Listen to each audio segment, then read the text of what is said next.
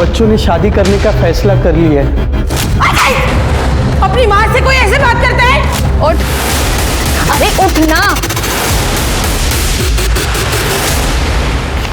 ऐसा कैसे हो सकता है?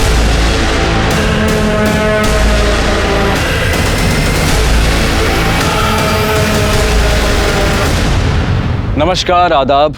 क्राइम पेट्रोल सतर्क 30 दिन 30 यूनिक केसेस की श्रृंखला में मैं अनूप सोनी आप सबका स्वागत करता हूं। क्राइम पेट्रोल के जरिए हमेशा हमारी यही कोशिश रही है कि हम समाज के हर वर्ग, हर तबके, हर उस इंसान की कहानी आप तक पहुंचाएं जिसके साथ अन्याय हुआ हो या फिर जो किसी भी तरह के क्राइम का विक्टिम बना हो। आज के इस केस को चुना है हमारे क्राइम एक्सपर्ट शम्स ताहिर खान ने। और क्यों चुना है, आइए उन्हीं से जानते हैं। नमस्कार, आदाब, सत श्री अकाल। मैं शम्स ताहिर खान क्राइम पेट्रोल सतर्क के जरिए इस पूरे महीने लेकर आ रहा हूँ कुछ ऐसी अनसुनी कहानियां जो मुझे लगता है आपको देखनी चाहिए। कहते हैं ऊपर वाला यानी भगवान, अल्लाह या गॉड किसी के साथ भेदभाव नहीं करता, पर इंसान करता है।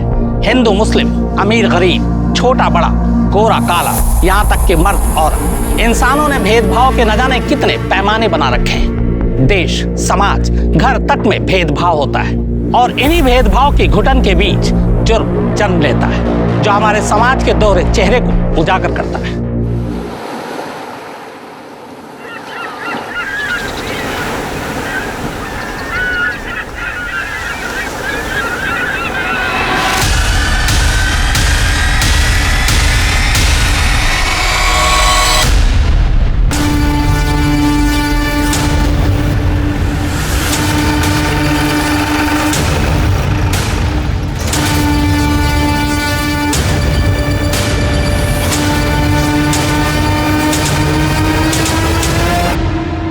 चेक करो।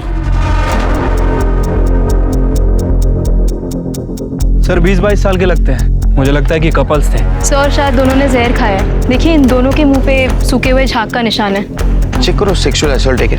चलिए आप लोग।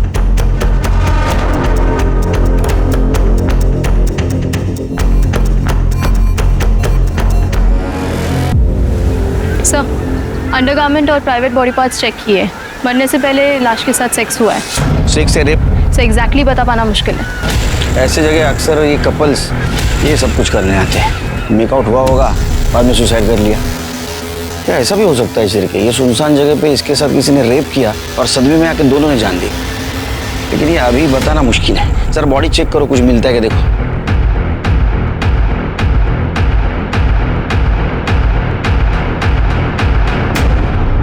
सर ये 2 बॉटल्स मिली हैं। लगता है इसी बॉटल में जहर था सर। लेबल भी नहीं है इसके ऊपर ना। अरे सर आप ठीक है? हाँ ठीक है ठीक है। और कितना स्ट्रॉन्ग है सर। 2 दिन से आपकी तबीयत खराब है सर। एक बार ब्लड टेस्ट करवा लेते हैं ना। नहीं पहले ये इंपॉर्टेंट है, बाद में देखते ब्लड टेस्ट का। सर मैं काम करता हूँ, लैब टेक्नीशियन को बुलाता हूँ पुलिस स्टेशन, वही चेक कर लेगा। अरे तुम्हारे भाभी जैसा क्यों कर रहे हैं? पीछे क्यों पड़े मेरे? सर हमने पूरा एरिया चेक किया, फोन, आइडिया, पर्स, ऐसा कुछ भी नहीं मिला जिससे इन दोनों की पहचान हो सके। हो सकता है इनके घर वाले इनके रिश्ते से खुश नहीं थे, इसलिए इन्होंने सुसाइड किया। या फिर इन्होंने इनकी आईडी क्यों छुपाई? इस लड़की की शक्ल देखकर लग रहा है कि मैंने इस लड़की को कहीं देखा है, लेकिन कहाँ देखा है कुछ याद नहीं आ रहा। सिर्फ बॉडी को पोस्टमार्टम के लिए भेज दो और फिंगरप्रिंट एनालिसिस के पास बोतल भेज देना और फॉरेंसिक टीम से पता करो उसमें कौन सा लिक्विड था, क्योंकि जब तक वो रिपोर्ट नहीं आएगी ये बताना बहुत मुश्किल है ये सुसाइड है या रेप।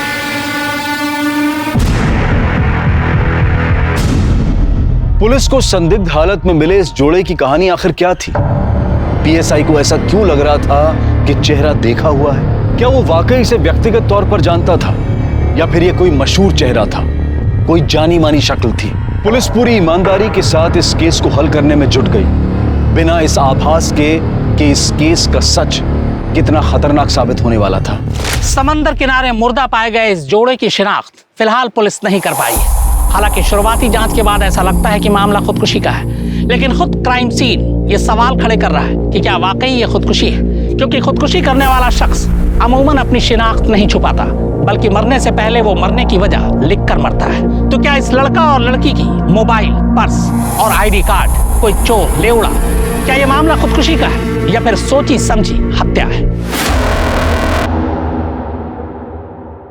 सर डीएनए की प्राइमरी रिपोर्ट से पता चला है कि लड़की की बॉडी में जो सीमेन मिला था उस लड़के का ही है। उसके बाद दोनों के बीच फिजिकल रिलेशन बना और दोनों ने जहर खा लिया। इसका मतलब हमारा अंदाज सही निकला, सुसाइड केस है।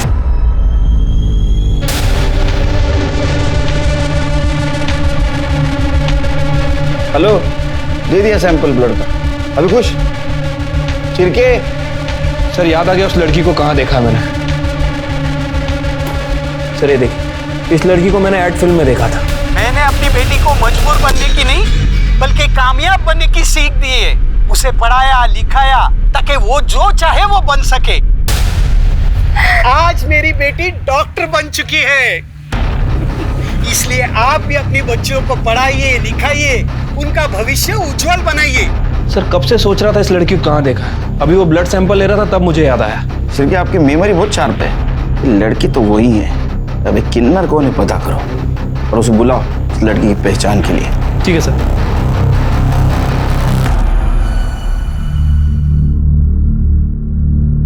आइए।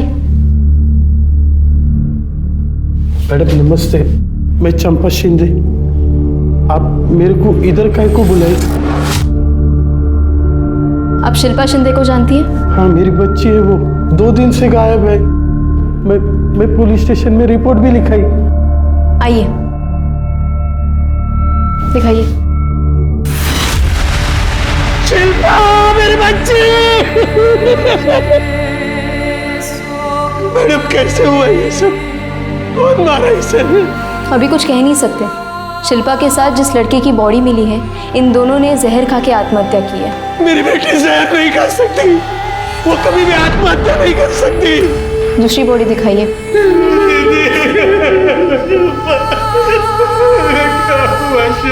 दीदी, अजीत, अजीत, अजीत मेरा बच्चा।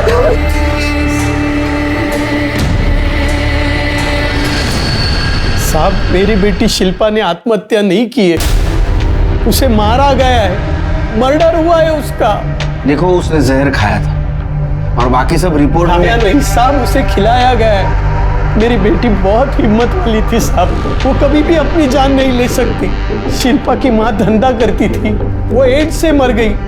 बेचारी शिल्पा तब 3 साल की थी, तब मैं उसको सहारा दी साहब, उसकी जिंदगी नरक होने से बचा ली। लेकिन एक बात बोलो साहब, ये जो नॉर्मल लोगों की दुनिया है ना साहब, वो बहुत गंदी है। इस दुनिया से मैं शिल्पा को नहीं बचा पाई। वो जिधर भी जाती थी ना, स्कूल में, कॉलेज में, आस पड़ोस में, तो सब लोग उसको किन्नर की बेटी बोल के चिढ़ाते थे। मैं अभी स्कूल कभी नहीं जाऊंगी, कभी नहीं। स्कूल नहीं जाएगी? घर में छुप के बैठेगी? क्यों? कुछ गलत की क्या तू? नहीं ना?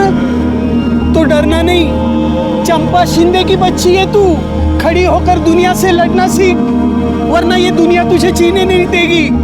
अब रोना बंद कर मेरी अच्छी बच्ची। धीरे धीरे उसमें हिम्मत आती गई। जब भी शिल्पा कॉलेज जाती थी ना सब, तब भी उसको यही सब सुनना पड़ता था, लेकिन अब वो लड़ना और पलट के जवाब देना सीख गई थी। अच्छा शिल्पा, तेरी तो वो बात सच हो गई यार कि मेरी माँ भी एक है, मेरा बाप भी एक है। हो गया तुम लोगों का। लेकिन एक बात बता दूं, मुझे मेरे पेरेंट्स पे बहुत गर्व है। बताऊं क्यों? क्योंकि उसने मुझे तमीज सिखाई, इंसान को इंसान समझना सिखाया, दूसरों की इज्जत करना सिखाया। वो सब सिखाया जो तुम दोनों के माँ बाप भी तुमको नहीं सिखा पाए। इसलिए तू अपने घटिया बिहेवियर से यहाँ पर इतनी देर से नमूना पेश कर रहा है। उठ, अरे उठना। और एक दिन उसे उसके सपनों का राजकुमार मिल गया, उसी के कॉलेज में, अजीत देशमुख।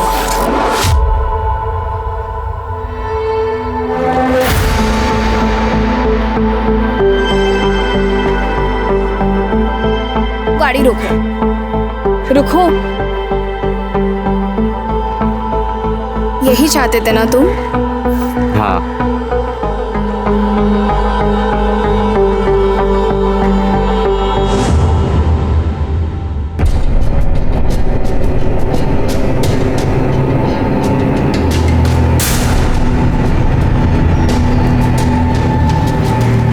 कौन था वो लड़का?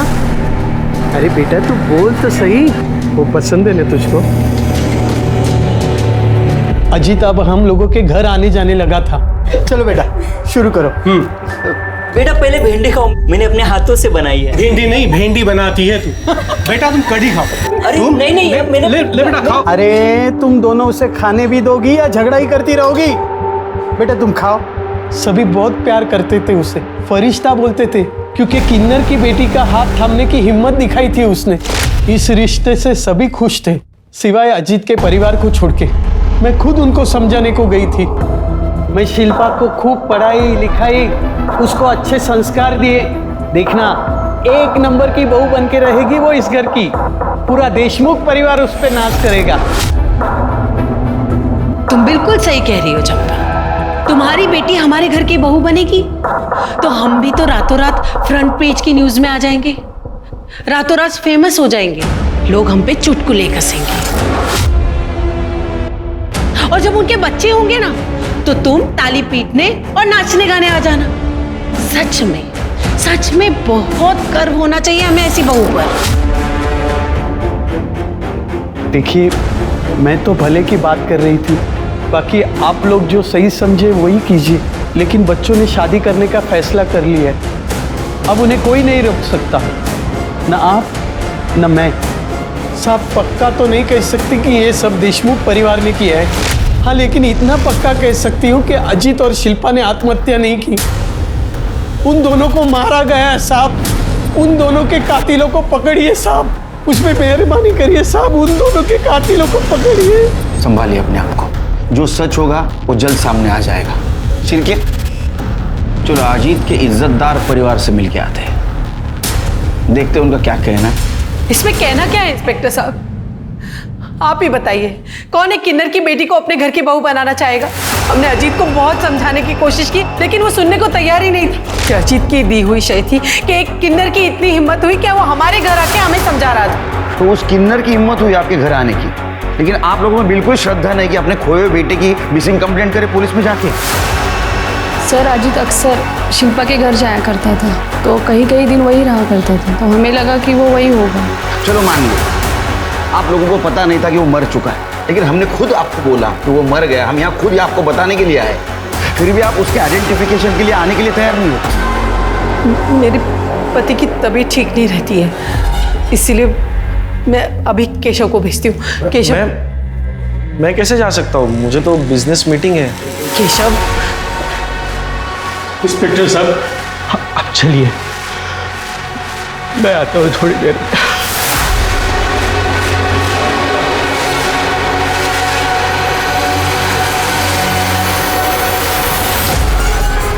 सिर के काम करो, इन सब के मोबाइल नंबर ले लो और पता करो मर्डर के दिन क्राइम सीन पे कोई था क्या।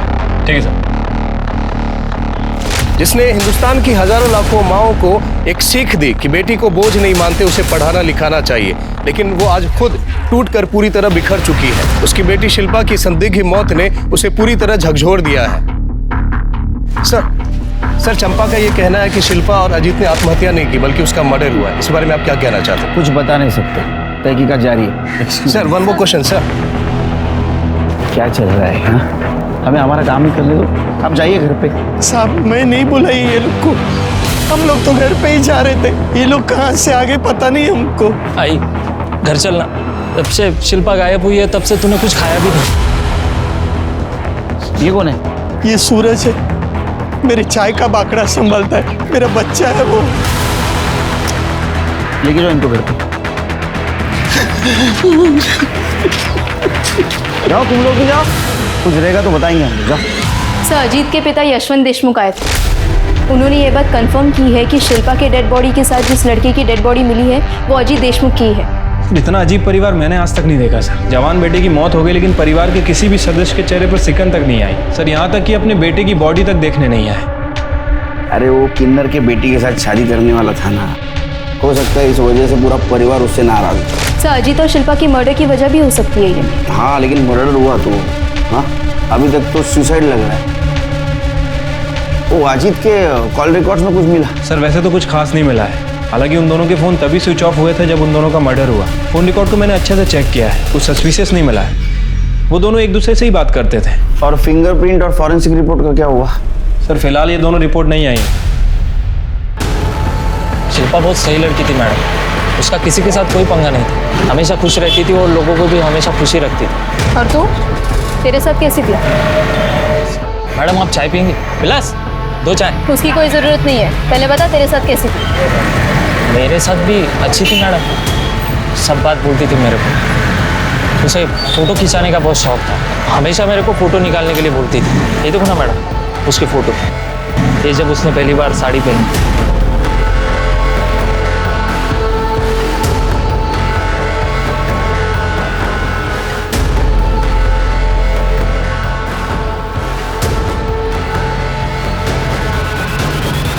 साहब। हाँ बोलो। साहब ये देशमुख फैमिली बहुत ही अजीब है साहब। अजीब मतलब क्या साहब, दिन भर लड़ाई झगड़ा रहता है इनके घर में। ये तो खुद भी एक दूसरे से अच्छे से बात तक नहीं करते, और उनका बेटा है ना अजीब, क्या बताऊं साहब। मैंने सुना है कि वो एक नंबर का दारूबाज है, नशेड़ी है, गंजेड़ी है। अभी कुछ दिन पहले अपनी माँ से खूब झगड़ा किया ना वो। किस बात पे झगड़ा हुआ था? साहब उसको लगता था कि उसकी माँ का ना वो कोई वैद है, उसके साथ लफड़ा चालू है। मैंने बताया ना आपको साहब, बहुत अजीब फैमिली। अरे उनके घर में कोई बीमार पड़ता है ना तो डॉक्टर थोड़ी ना आता है, वो वैद्य ही है सत्यानंद, वही सबकी बीमारी का इलाज करता है। हाँ अभी थोड़े दिन पहले मैं इस्त्री करे हुए कपड़े लेके गया था मालकिन को देने के लिए, तो दरवाज़ा खुला था साहब, तब मैं अंदर देखा दोनों माँ बेटे में वैद्य को लेके खूब बुमा बुम चालू था। जब आपकी तबीयत खराब है ही नहीं तो फिर आप हर दूसरे दिन उस वैद्य के पास क्या करने जाती हैं? मेरी तबीयत इसलिए ठीक है क्योंकि मैं वैद्य जी के पास जाती रहती हूँ। जब वैद्य जी यहाँ पर बाबा का इलाज करने आते हैं तब आप अपनी प्रॉब्लम्स नहीं बता सकती। मैं वैद्य जी के यहाँ अपनी तबीयत के हिसाब से जाऊंगी या तुम्हारी सहूलियत के हिसाब से? आई बहाने देना बंद कर, मुझे ना सब पता है तेरे और उस वैद्य जी के बीच में ना क्या चल रहा है और क्या नहीं चल रहा है। तुझे शर्म नहीं आती अपनी माँ पे इतना घटिया इल्जाम लगाते हुए? तो आपको शर्म आती है ऐसी घटिया हरकत करते हुए और उस वैद्य जी के साथ सोते हुए? तमीज, अपनी माँ से कोई ऐसे बात करता है? साहब सब जगह पूरी बात फैल गई थी कि मालकिन का चक्कर है वो वैद्य के साथ। पता नहीं उस किन्नर ने और उसकी बेटी ने क्या जादू कर दिया था मेरे बच्चे पर। मेरा बेटा बिल्कुल बदल गया था, पहले अच्छा था, हंसकर बातें करता था, हमारे साथ टाइम बिताता था, लेकिन जब से उस शिल्पा के चक्कर में पड़ा तब से घर वालों को कुछ समझता ही नहीं था, बात बात पे झगड़ा करता था। हमें पता चला है कि आपके बेटे का कहना था कि आपका और वो वैद्य सत्यानंद आप दोनों का अफेयर चल रहा था। ये बिल्कुल झूठ बात है, पता नहीं ये बात उसके दिमाग में किसने डाल दी थी। मैंने उससे 1000 बार पूछने की कोशिश की लेकिन इस बात का कभी जवाब नहीं दिया उसने। और वो सत्यानंद, वो तो देव मानुस है, उनके बारे में तो ऐसा सोचना भी पाप। मैं आपको बता नहीं सकती कितनी तकलीफ होती थी अपने बेटे के मुंह से अपने बारे में ऐसी बातें सुनकर।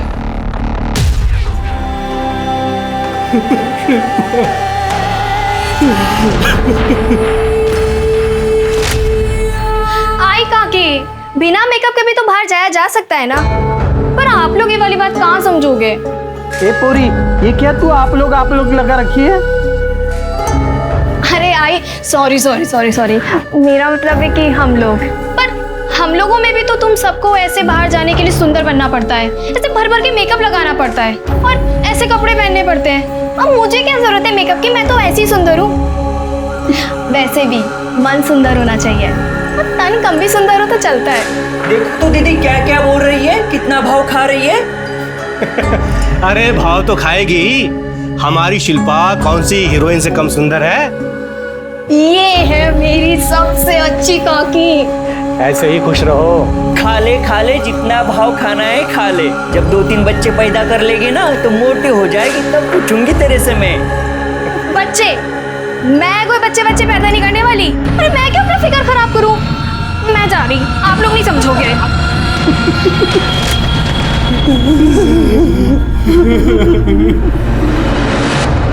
दामिनी, अगर अजीत के घर वाले और उस धोबी की माने तो अजीत एक नंबर का अय्याश लड़का था, शराब पीता था, ड्रग्स लेता था, अपनी माँ के चरित्र पर ही शक करता था। जबकि चंपा और बाकी लोगों की माने तो अजीत एक नंबर का परफेक्ट लड़का था। समझ नहीं आ रहा आखिर इस अजीत की सच्चाई क्या है। सो ये भी तो हो सकता है कि इन लोगों में से कोई अजीत के बारे में झूठ बोल रहा हो। मैडम ये पीएम रिपोर्ट। सर, इस डिटेल पोस्टमार्टम रिपोर्ट से ये बात कंफर्म हो रही है कि शिल्पा के साथ मर्डर से पहले रेप हुआ है।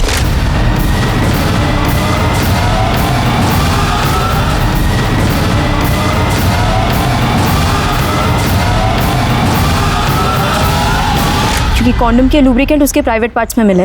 मतलब अजीत ने शिल्पा के साथ 2 बार सेक्स किया, एक बार कॉन्डम के साथ और दूसरी बार बिना कॉन्डम के, क्योंकि पहली पीएम रिपोर्ट में शिल्पा की बॉडी में जो सीमेन मिला था वो अजीत के डीएनए से मैच करता है। या फिर अजीत के अलावा कोई ऐसा है जिसने शिल्पा के साथ रेप किया, वो भी कॉन्डम यूज करके। फिंगरप्रिंट रिपोर्ट दिखाना। ऐसा कैसे हो सकता है? बॉटल पर किसी के भी फिंगरप्रिंट नहीं, मतलब बॉटल से फिंगरप्रिंट हटाए गए। और ऐसा तभी हो सकता है जब उन्होंने जहर पिया ना, बल्कि उन्हें जबरदस्ती पिला दिया गया हो।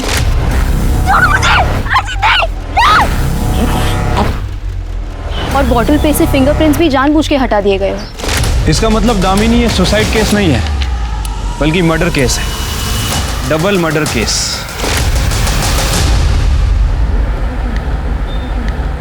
अरे आप लोग क्या समझेंगे कि एक माँ का कलेजा कैसे फटता है जब उसकी जवान बेटी को कोई मार डालता है। मुझे मालूम था मुझसे और मेरी बेटी से कई लोग जलते हैं। आज उन सब लोगों के कलेजे में ठंडक पड़ गई होगी। सर आप तो सिक लीव पे थे ना, रेस्ट चल रहा था आपका। काय का रेस? डबल मर्डर केस, टेंशन का काम। चलो बंद करो ये। कटे बंद करो।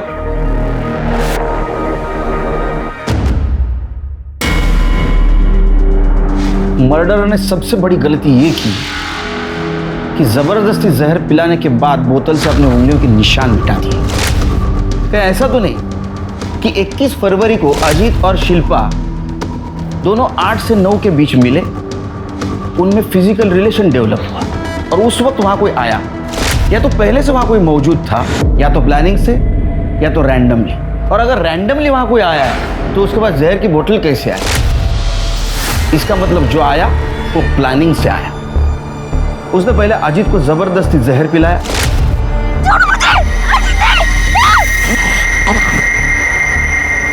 अजीत के ऊपर जहर का असर होने के बाद वो शिल्पा के पास आया। शिल्पा ने बचने की कोशिश की हो, लेकिन वो सामने वाला उससे ज्यादा ताकतवर हो सकता है, या तो एक नहीं एक से ज्यादा हो सकते हैं। उसके बाद में उसने शिल्पा के साथ रेप किया, उसे जबरदस्ती जहर पिलाया, उसने बोतल से फिंगरप्रिंट मिटा दिए और वो बोतल दोनों के बीच में रख दी ताकि वो सुसाइड में गए। तो कौन था ये आदमी?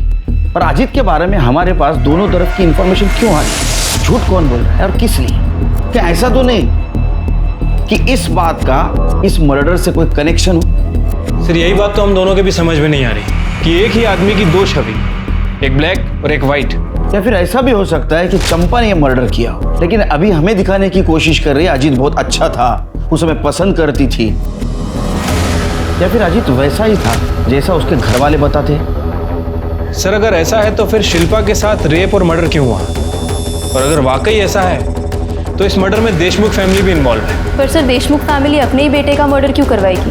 वो सिर्फ शिल्पा का मर्डर करके छोड़ सकते थे। जरूरी नहीं दामिनी, क्योंकि सुहासिनी और बाकी लोगों के बयान के मुताबिक अजीत से वो सब परेशान थे। ऐसा भी तो हो सकता है कि दोनों कांटे एक साथ निकाले हो, या ऐसा भी हो सकता है कि एक तरफा प्यार का मामला हो सकता है सर। चंपा का मुंह बोला बेटा सूरज, मैंने उससे पूछताछ की थी। जिस तरह से वो शिल्पा के बारे में बात कर रहा था, उसके फोन में अपनी फोटोज नहीं शिल्पा की फोटोज थी। उसके बात करने के तरीके से तो यही लग रहा था कि उसे शिल्पा पसंद थी। तो तुम्हारा कहना ऐसा है कि वो साइलेंट लवर सूरज, उसके पास मर्डर का मोटिव था? Yes sir. हो सकता है शिल्पा से बदला लेने के लिए उसने उसका रेप किया। उसके बारे में इंफॉर्मेशन निकालो, आगे पीछे कौन है जरा पता करो, और मर्डर के दिन वो कहाँ था ये भी पता करो। Yes sir. दामिनी 4 चम्मच शक्कर वाली चाय बोलना। अरे सर आपका शुगर वैसे ही थी तो। चुप बैठ, मुझे कुछ नहीं हुआ। जब तक मैं शक्कर वाली चाय पीता नहीं मेरा दिमाग नहीं चलता है, समझा ना? 4 चम्मच शक्कर वाली चाय।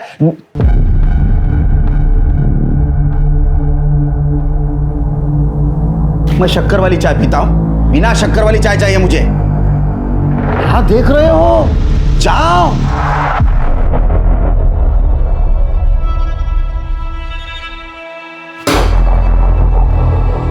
करेले का जूस तुम्हारे लिए, और शिरके ये आज ही खत्म होना चाहिए। हो गई सर, दूं? सर, अजीत देशमुख के पिता यशवंत देशमुख आपसे मिलने आए। बुला। सर मैंने उनको बोला पर वो बाहर ही बैठ गए, शायद उनकी तबीयत ठीक नहीं है।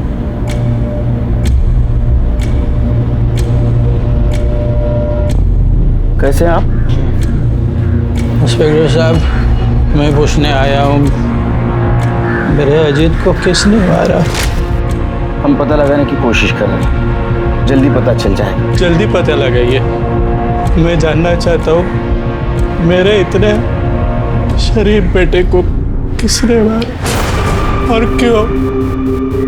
शरीफ, आप लोगों का ये तो कहना था कि वो अय्याश था। उसे कोई बुरी आदत नहीं थी, ईमानदार था, नेक था, सबकी इज्जत, सबकी इज्जत। हॉस्पिटल चल संभालो। मेरी बेटी का कातिल चैन से नहीं जी पाएगा, नहीं जी पाएगा वो शिल्पा। एकदम हीरोइन लग रही है तो किसी की नजर न लगे मेरे बेटी को। सही कहा आपने, शिल्पा के पास फेस के साथ साथ एक्टिंग का टैलेंट भी है। अगर ये चाहे तो इंडस्ट्री पर राज कर सकती है। अरे नहीं रे बाबा नहीं, हम लोग को जाने का ही नहीं उधर, सब भेड़िए है तुम लोग के धंधे में, मेरे को सब मालूम है।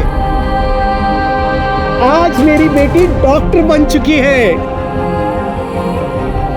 इसलिए आप भी अपनी बच्चियों को पढ़ाइए, लिखाइए, उनका भविष्य उज्जवल बनाइए।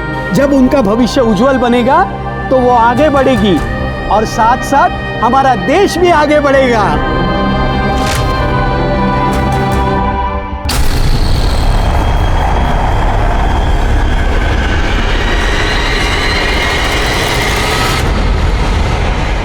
एक प्रेमी जोड़ा जिनकी मौत अब तक दुनिया से नाराजगी की वजह से की गई आत्महत्या लग रही थी, अब कत्ल में तब्दील हो चुकी थी। यह भी साफ हो गया था कि मर्डर से पहले शिल्पा के साथ बलात्कार किया गया था।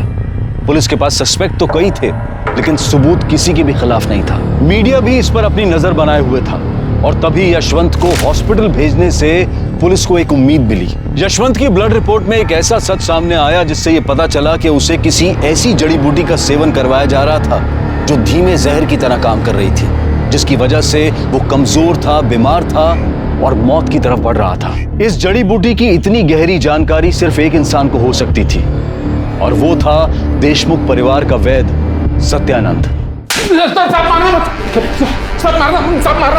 बताओ वैद्य बुआ, बताओ। सर वो दवा के नाम पे जो जड़ी बूटी मैं यशवंत को देता हूँ वो धीरे धीरे जहर का काम करती है और उसी की वजह से यशवंत बीमार रहता है।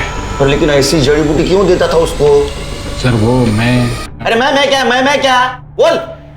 देख, पढ़े लिखे इंसान पे मैं हाथ नहीं उठा था, लेकिन ये शिरके, ये किसी के ऊपर भी हाथ उठा सकता है और उसने हाथ उठाया ना तो कितना भी जख्म होने दे कोई मरहम काम नहीं आएगा। बोलेगा शिरके? तू बोल। नहीं सर, सब बताता हूँ मैं। बोल। मेरा और सुहासिनी का अफेयर चल रहा है, तो हमने तय कर लिया कि हम यशवंत को कमजोर बना देंगे, धीरे धीरे जहर देकर मार देंगे ताकि हमारा रिश्ता बना रहे और हमारे ऊपर कोई शक ना करे। का म्हातार चढ़ लागला कि तुला? मतलब ये अफवाह नहीं थी, ये सच था कि तुम्हारा अफेयर चल रहा है और ये बात अजीत को पता चली। सर एक दिन मैं और सुहासिनी घर पे थे और घर में कोई नहीं था तो आई वो मेरा बैग।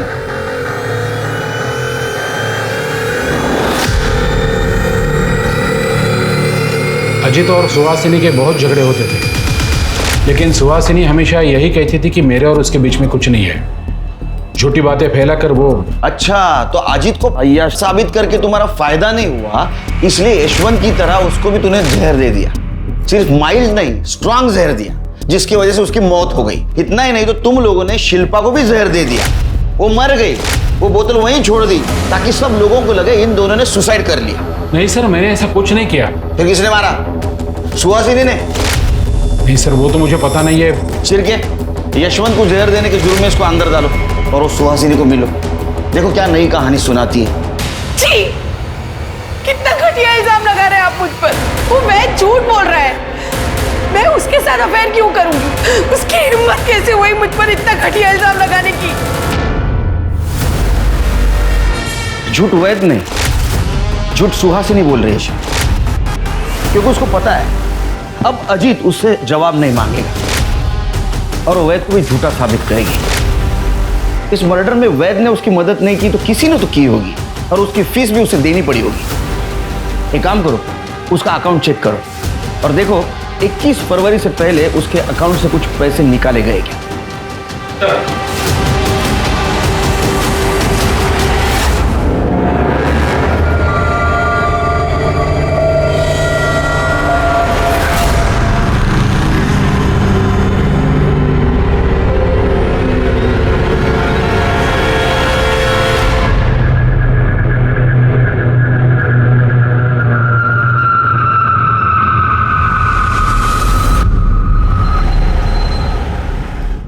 सर, सुहासिनी ने अकाउंट से पैसे निकाले नहीं है, बल्कि 20 फरवरी को 1 लाख रुपए ट्रांसफर किए। किसके अकाउंट में? सासू माँ ने पैसे ट्रांसफर किए थे 1 लाख रुपए, लेकिन मैंने उनको वापस कर दिए थे। अच्छा, हाँ, तो जमाई और सासू माँ ट्रांसफर खेल रहे थे। हाँ? उसने 1 लाख रुपए क्यों दिए तुझे? उन्होंने वो अजीत और शिल्पा को मारने के लिए सुपारी के लिए दिए थे, लेकिन साहब मैंने नहीं मारा उनको, मैंने पैसे वापस कर दिए। आप चाहे तो मेरा मोबाइल लोकेशन कहाँ गया था, किसको मिला था, सब चेक कर सकते हैं। मैंने कुछ नहीं किया साहब, मैंने किसी को नहीं मारा। झूठ बोल रहा है तो तूने और तेरे सासू ने सुहासिनी ने मिलकर ही मारा उन दोनों को? नहीं साहब, मैंने सही में पैसे वापस कर दिए, मैंने किसी को नहीं मारा साहब, मैंने कुछ नहीं किया। चलो मान लेते तुम सच बोल रहे हो। केशव क्यों झूठ बोल रहा है? क्योंकि वो एक नंबर का कमीना और कामचोर है, घर जवाई बनकर बैठा है। उसके खर्चे, कपड़ा, खाना पीना सबके पैसे मैं देती हूँ, इससे भी उसे शांति नहीं मिली। अब वो मुझे जेल भिजवाकर मेरी सारी जायदाद हड़पना चाहता है। सर, जिस रात शिल्पा और अजीत का मर्डर हुआ था उस रात मोबाइल लोकेशन के हिसाब से सूरज अपने घर पे ही था। और केशव बर्फ? सर, उसके कॉल लोकेशंस और मोबाइल रिकॉर्ड से कुछ खास पता नहीं चला। चलिए काम करो, बीच पर जहाँ शिल्पा और अजीत की बॉडी मिली पता करो उस दिन शाम से लेकर देर रात तक किसके किसके मोबाइल नंबर वहाँ एक्टिव थे और उन नंबर का इन दोनों के साथ कुछ कनेक्शन था क्या? सर, ये बोतल में मिली है जहर की फॉरेंसिक रिपोर्ट। अजीत और शिल्पा को जहर दिया गया था और वो जहर धतूरे से बनाया गया था।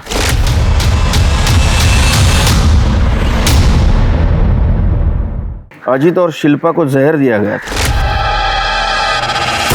और वो जहर धतूरे से बनाया गया था।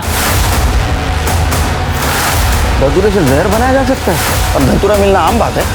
सर, वैसे धतूरा मिलता जंगल में है, लेकिन महाशिवरात्रि के दिन पे ये हर शिव मंदिर के बाहर मिलेगा, क्योंकि शिवरात्रि पे चढ़ावे में धतूरा चढ़ाने की प्रथा है।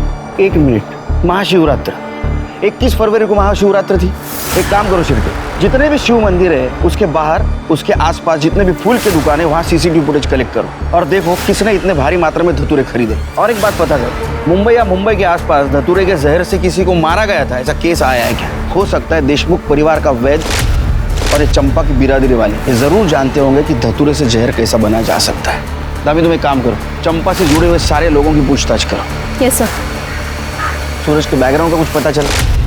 कुछ खास नहीं सर, बस इतना ही पता चला है कि सूरज के आगे पीछे कोई नहीं है, चंपा ही उसके लिए सब कुछ है। इनफैक्ट चंपा के साथ वो कई सालों से है। नजर रखो उस पर, हो सकता है ऐसा कुछ हो जो हमारे नजर में नहीं है। ठीक है सर।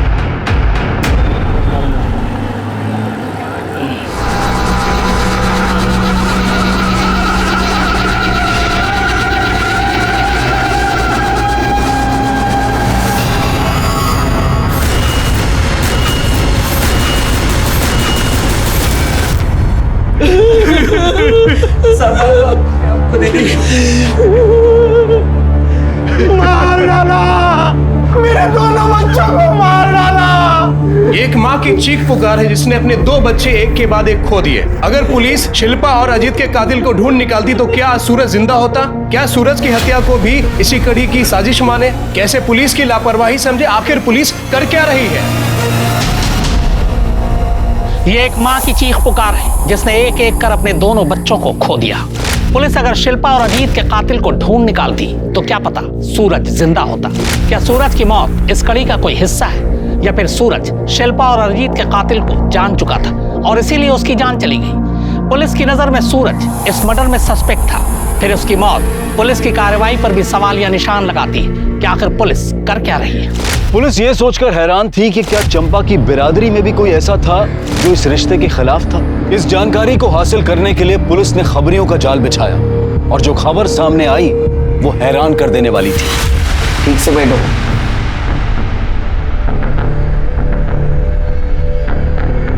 तुम अजीत और शिल्पा के रिश्ते के खिलाफ थी, फिर भी तुमने उन्हें आशीर्वाद दिया था, ऐसा चंपा ने कहा।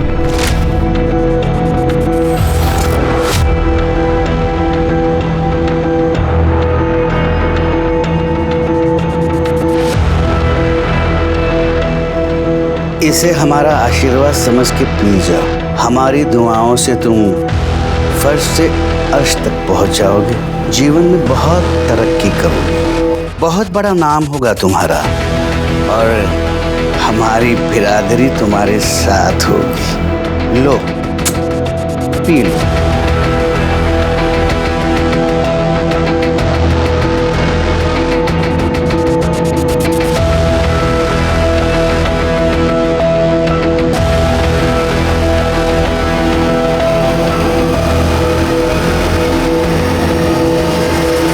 हाँ साहब, हमने इस रिश्ते की मंजूरी के लिए खाली एक ही शर्त रखी थी। कौन सी शर्त? शर्त यह है कि शिल्पा और अजीत उनका पहला लड़का हमें सौंपेंगे और फिर हम उस बच्चे को किन्नर बनाएंगे और हमारी बिरादरी में शामिल कर देंगे। ये कैसी शर्त है? हम ऐसी कोई शर्त पर नहीं मानने वाले आपकी। और आपने ऐसे सोच भी कैसे लिया कि हमारा बच्चा? चंपा, समझा इसे, वरना हम तुझे बिरादरी से निकाल देंगे और बिरादरी से बाहर होना क्या होता है ये अच्छी तरह से जानती हो तुम। हाँ साहब, राजा रानी ने शर्त रखी थी, लेकिन ये बात मैं आपको कैसे बताती, क्योंकि ये हमारे बिरादरी की बात थी ना, और मैं बिरादरी से अलग थोड़ी हूँ। हमारी बिरादरी में राजा रानी सबसे बड़े होते हैं, उनकी बात कोई नहीं टाल सकता। तो भला मैं कैसे इनकार कर सकती थी? तो बिरादरी से बाहर होने के डर से तुमने अजीत और शिल्पा दोनों को रास्ते से हटा दिया, मार दिया उन्हें ना? वाह साहब वाह, मैं किन्नर हूं ये बात आप नहीं भूले, लेकिन मैं एक मां भी हूं ये बात आप भूल गए। शिल्पा की हालत मैं समझ सकती थी, क्योंकि उसकी तकलीफ मेरी तकलीफ थी। मैं सिर्फ उसकी सुरक्षा और भविष्य के लिए उसे मनाना चाहती थी, लेकिन ये हो न सका साहब। मेरे मनाने से पहले ही मेरी बच्ची मुझसे दूर चली गई साहब, मुझसे दूर चली गई। खाली चंपा दीदी ही नहीं, हम सब भी शिल्पा को समझाने की बहुत कोशिश कर रहे थे, क्योंकि वो हम सब की बेटी थी। पर चंपा के बार बार एक ही बात बोलने से एक दिन शिल्पा चंपा पे सॉलिड भड़क गई साहब। शिल्पा, मैंने तुम्हें पाल पोस के इतना बड़ा किया, क्या तू मेरे लिए इतना भी नहीं कर सकती बेटा? इसी दिन के लिए पाला था मुझे कि एक दिन अपनी किन्नरों की बिरादरी बढ़ाने के लिए मेरे बच्चे की बलि चढ़ाओगी। आई, तूने पाल पोस के बड़ा किया, लेकिन ये याद रख कि मेरे वजह से तुझे इतना नाम मिला। एक्ट फिल्म करती है ना, 36 जगह इंटरव्यू देती है जाके, तो उसी टीवी पे जाके बोलना कि अपनी बेटी का बच्चा छीनकर उसे किन्नर बनाना चाहती है। फिर देख क्या होता है तेरे नाम और तेरी शौहरत के साथ। सर, मैंने 21 फरवरी की सारी सीसीटीवी फुटेजेस चेक की है। सर ये देखिए, वर्तक नगर के शिव मंदिर के बाहर के सीसीटीवी फुटेज में क्या मिला। दामिनी, तुमने 2 दिन पहले एक पेपर कटिंग फाइल में लगाई थी, उसको लेके आओ। सही देखिए,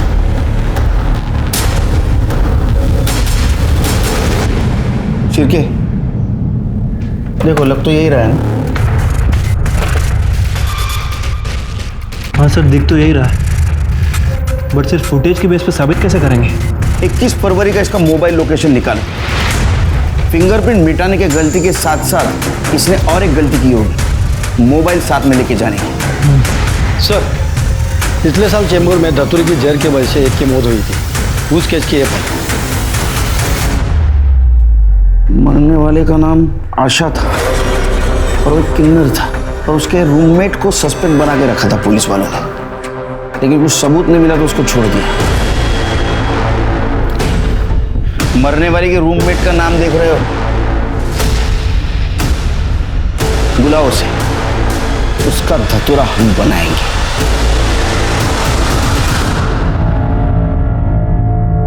अरे क्या साहब, आप खाली फुकट मेरे को तकलीफ दे रहे हैं। अरे मैंने कुछ नहीं की, माना कि आशा धतूरे का जहर खा के मर गई, वो मेरे साथ रहती थी ना, तो इसीलिए चेंबूर पुलिस मेरे को उठा के ले गई। पर साहब मैंने कुछ नहीं की थी, इसलिए वो लोग मेरे को छोड़ दिए। मतलब कल को कोई धतूरे का बीज खा के मरेगा तो आप लोग मेरे को उठाओगे, मेरे को फंसाओगे। बहुत लॉजिकल बात कर रही है ये ना, लेकिन हमारे पास एक नहीं बहुत सारे सबूत हैं, वो भी लॉजिक के साथ। नंबर 1, वर्तक नगर में जो शिव मंदिर है उसके बाहर का सीसीटीवी फुटेज।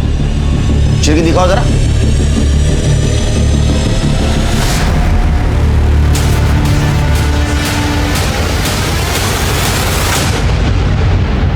नंबर 2, जिस दिन शिल्पा और अजित का मर्डर हुआ उस दिन की तेरी मोबाइल लोकेशन वहीं की है। अब बोलेगा?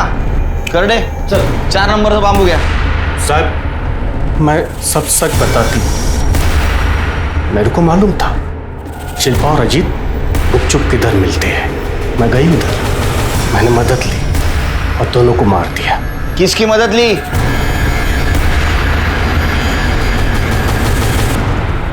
सर, दिन में धतूरे से जहर बनाने में मदद की और रात को पुष्पा दीदी के साथ समुंदर किनारे में गया।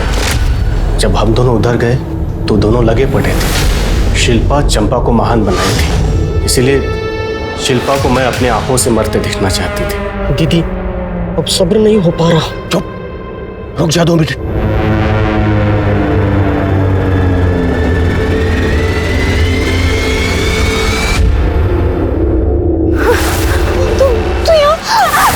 शिल्पा चुप, आवाज नहीं।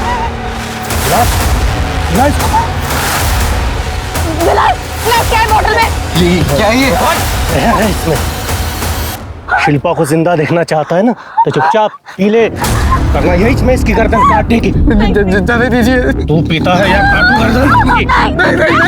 चल पी।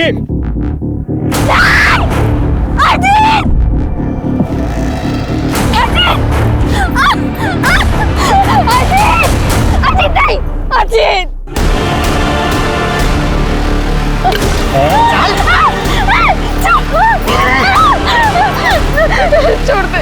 छोड़ दे मुझे।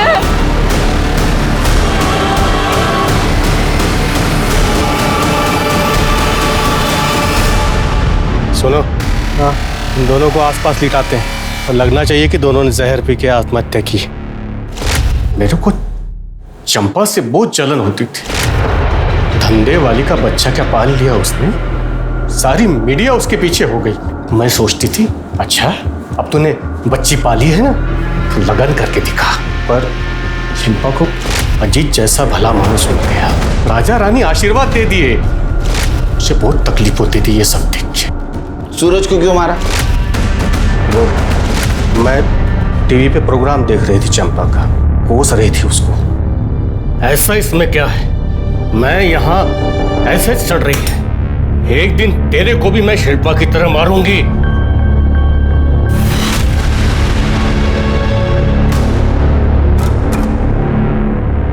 तू मारी ना मेरी शिल्पा को, तुझे छोड़ूंगा नहीं मैं, जान से मार दूंगा तुझे, जान से मार दूंगा मैं तुझे।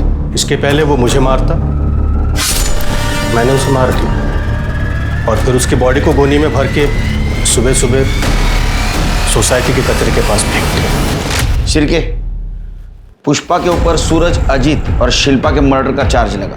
अरे विलास, इसके ऊपर मर्डर और शिल्पा का रेप, इसका चार्ज लगा। चंपा ने एक किन्नर होने के बावजूद जिंदगी जीने का अपना एक अलग तरीका बनाया। नाच गाकर नहीं बल्कि मेहनत से रोजी रोटी कमाई। एक अनाथ लड़की को माँ का प्यार दिया। चंपा और शिल्पा ने अपनी पहचान बनाने के लिए दुनिया से लड़ाई लड़ी। इस लड़ाई ने उन्हें शोहरत और नाम दोनों बख्शा, यहाँ तक कि लोगों को सोचने पर मजबूर कर दिया एक समुदाय की परेशानी के बारे में। मगर यही शोहरत उनकी दुश्मन बन बैठी। उसकी अपनी साथी पुष्पा ने उनकी जिंदगी उजाड़ दी। अगर नफरत को पालने की बजाय प्यार को जगह दें तो इंसानियत भी बची रहेगी और इंसान भी। अब मैं अनूप सोनी आपसे विदा लेता हूं। फिर मुलाकात होगी क्राइम पेट्रोल सतर्क में एक और नए केस के साथ और उस पर हमारे एक्सपर्ट के विश्लेषण के साथ। तब तक अपना और अपने परिवार का ख्याल रखें और याद रखें, क्राइम और आपके बीच में सिर्फ इतना फर्क है कि आप कितने सतर्क हैं। जय हिंद।